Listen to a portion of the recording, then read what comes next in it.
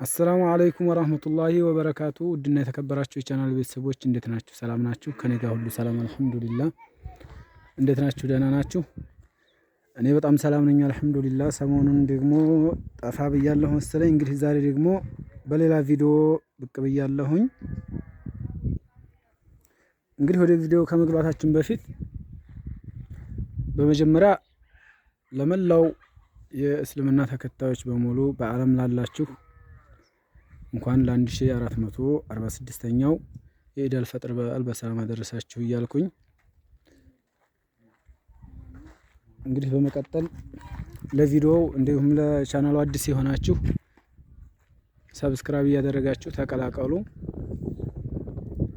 እንዲሁም ሼር፣ ኮፒ፣ ኮሜንት በማድረግ ለብሶ እንዲዳረስ አድርጉ ማለት ነው። አሁን ቀጥታ ወደ ቪዲዮ እንሄዳለን። ዛሬ ማሳያችሁ የሚሆነው ላሜራ የተገጠመ ቤት ይሆናል። ዘመን ባለ አሰራር የተገጠመ ነው። ወንድማችን ሁሴን ሰይድ የሚባል ወንድማችን ነው። ጊራና ላይ ነው። እንደዚሁ ጉቢ አካባቢ ጊራናና አካባቢ ያላችሁ ታውቁታላችሁ። በጣም በዘመናዊ መልኩ የተሰራ ላሜራ ነው። ተመልከቱ። ማሻአላህ በጣም ያምራል።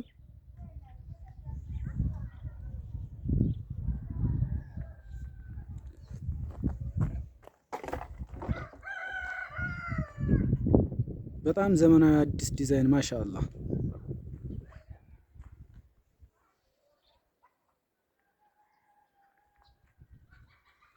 ይሄ የፊት ለፊት አጥር ይባላል። ብዙ አይነት ዲዛይኖች አሉ። ይሄ በጣም ያምራል፣ ይለያል። ይሄ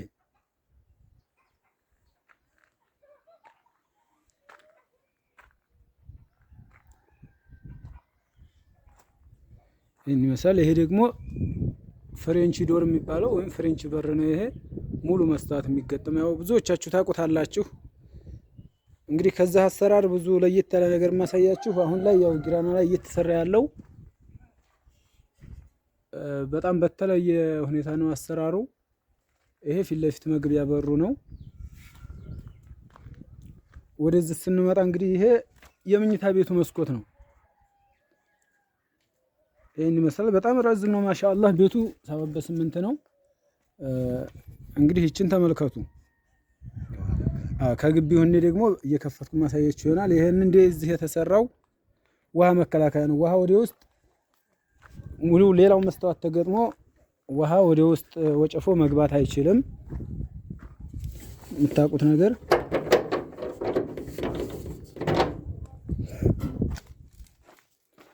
ሌላው እንግዲህ ከግቢ እንደዚህ ይመስላል። ቤቱ ማሻአላህ ትልቅ ቤት ነው። ይሄ እንግዲህ እንዳልኳችሁ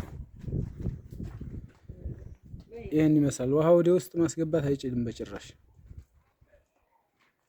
የውሃ መከላከያ ነው ማለት ነው። እንዲሁም በስተጀርባም ላሜራዎቹ እንደዚሁ ነው የሚሰሩት።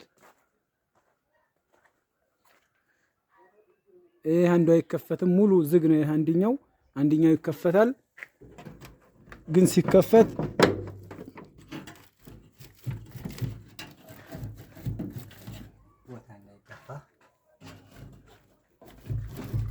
እስቲፈተው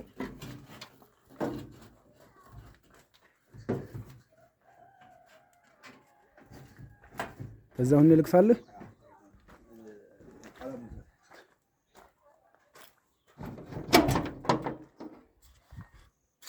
ይሄ የጀርባ በር የሚባለው ነው።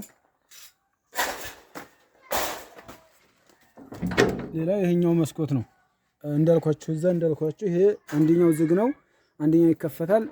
ሲከፈት ይሄኛው ላይ ነው የሚለጠፈው፣ ቦታ መያዝ አይችልም።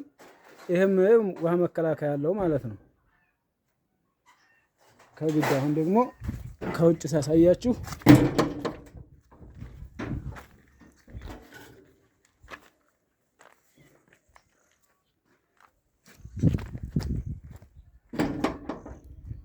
ይሄን ይመስላል። እንግዲህ በስተጀርባ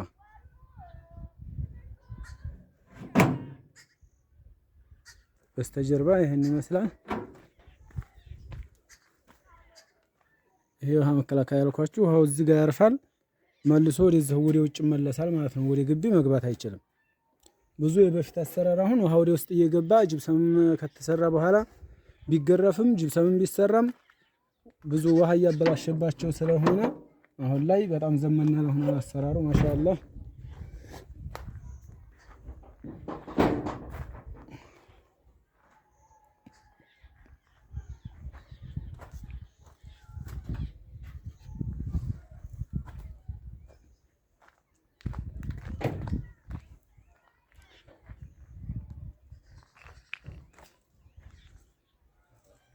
ይሄ ላሜራ እንግዲህ ስንት ብር ፈጀ ላላችሁ በጣም በምርጥና በአዲስ ዲዛይን ነው የተሰራው። ዋጋውም አሁን ላይ ማሻአላ ራህማ ነው። እንደ በፊቱ አይደለም፣ በጣም ተወዶ እና ተጋኖ ነበር። አሁን ላይ አሪፍ ነው፣ ቀንሷል፣ ደህና ነው። በአሪፍ ብረት ነው የተሰራው። ስንት ብር ፈጀ ለምትሉ እንግዲህ ቪዲዮውን እስከ መጨረሻው ስታዩት ነው እንግዲህ እዚህን ሁሉ ውጤቱን የምታዩት። ማሰራት ላሰባችሁ እንዲሁም ለወደፊትም ቢሆን ለምታሰሩ ጠቅላላ የፈጀው 92,000 ብር ነው ይሄ ላሜራ ማለት ነው።